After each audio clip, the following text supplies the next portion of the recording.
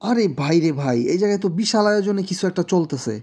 একটু ভালো করে বোঝার জন্য চারপাশে তাকাইলাম, দেখলাম পতাকা টতাকা টানায়া মানুষজনের চরম ভিড়। একটু পরে খেয়াল করলাম যে এই জায়গায় একটা আন্তঃজেলা স্পোর্টস চলতেছে। তো এই স্পোর্টসের ব্যাপারে আমার বরাবরই খুব একটা মানে আকর্ষণ কাজ করতো। আমি আসলে আর অন্যদিকে না গিয়ে স্পোর্টসের ভিতরে ঢুকে গেলাম।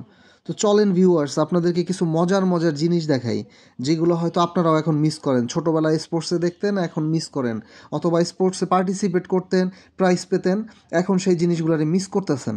চলেন আজকে একটা মজার খেলা দেখাই। তো যখন এই মানে আমরা যখন খেলতাম তখন ছিল বিস্কুট দৌড়। এটারে এই সুতার মাথায় বিস্কুট থাকতো, ওই বিস্কুটগুলোরে ঝুলায় রাখতো আর আমরা দৌড়ে গিয়ে ওইটা কামড় দিতাম। তো একই জিনিস এখন হয়ে গেছে চকলেট দৌড়। গাইস, চরম আকর্ষণের সেই চকলেট দৌড় খেলা শুরু হয়ে গেছে। আপনারা দেখতে পাইতেছেন যে প্রতিযোগিতায় নান্টু বল্টু যারা আছে, এরা সবাই কিন্তু খুব দৌড়ে আইসা চেষ্টা করতেছে ধরার জন্য।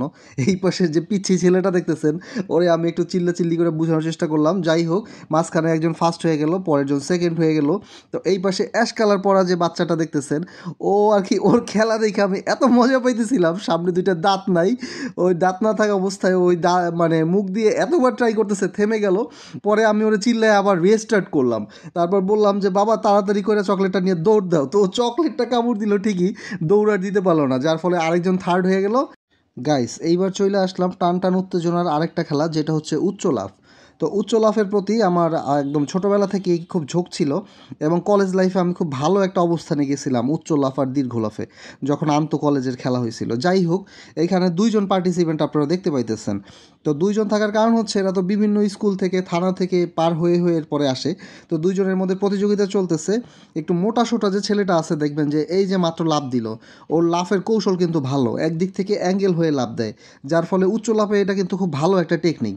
আর এই পাশে আছে এই ভাই একটু পাতলা পাতলা, কিন্তু বাতাসি হইলেও সে হচ্ছে গিয়ে ফুল জাম্প করতে পারতেছে না। যাই হোক, আমরা খেলার শেষ পর্যন্ত দেখার চেষ্টা করি। সেই মোটা সোটা ভাইটা আবার আসলো, এবং এবারও কিন্তু সে দড়ি পার হয়ে গেল।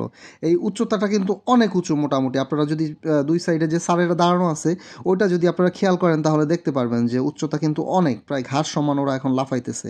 একটা নর্মাল মানুষের হাইটের প্রায় ঘাড় সমান। তাতে করে কিন্তু প্রায় আপনার 4 ফিট বা 4.5 ফিটের মতো কিন্তু ওরা উচ্চতায় লাফাচ্ছে, বা 5 ফিট হবে, 5 ফিট পর্যন্ত তারা লাফাইতেছে। তো যাই হোক, এর পরবর্তীতে বাতাসি সেই ভাই আইসা দড়ি পার না হয়েই চিথে আবার পড়ে গেল। ওরে দেখে আমি খুব হতাশ।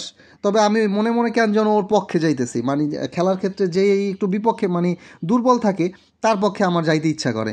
যাই হোক, এই স্মার্ট ভাইটা, মোটু ভাইটা কিন্তু আবার পার হয়ে গেল, এবং আমার কেন যেন মনে হয় যে ওই হয়তো ভালো করবে। দেখা যাক গাইস, যে আসলে কে ভালো করে।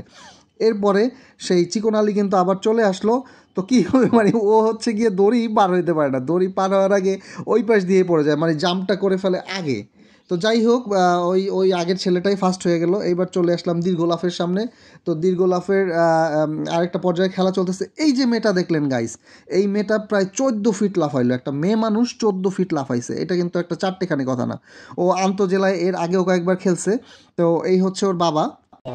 ড্রাইভার উপজেলা পরিষদ বর্তমান কাঠালিয়া। ধন্যবাদ স্যার। তো গাইজ, এইভাবে আমার পছন্দের বেশ কিছু খেলা আমি দাঁড়ায় দাঁড়ায় দেখলাম, এবং ছোটোবেলার অনেক কিছু আমি মিস করতে থাকলাম। যাই হোক, বিকালবেলা আবার একদম খুব ফিটফাট হইয়া বউকে নিয়ে চিন্তা করলাম যে একটু ঘোরাও হোক, পাশাপাশি স্পোর্টসের এনভায়রনমেন্টটাও দেখা হোক। আমরা তিনজন মিলে, আমার রাজকন্যা সহ আমরা তিনজন মিলে ঘুরতে আসলাম। এটাই ছিল আজকের ব্লগ। Thanks for watching.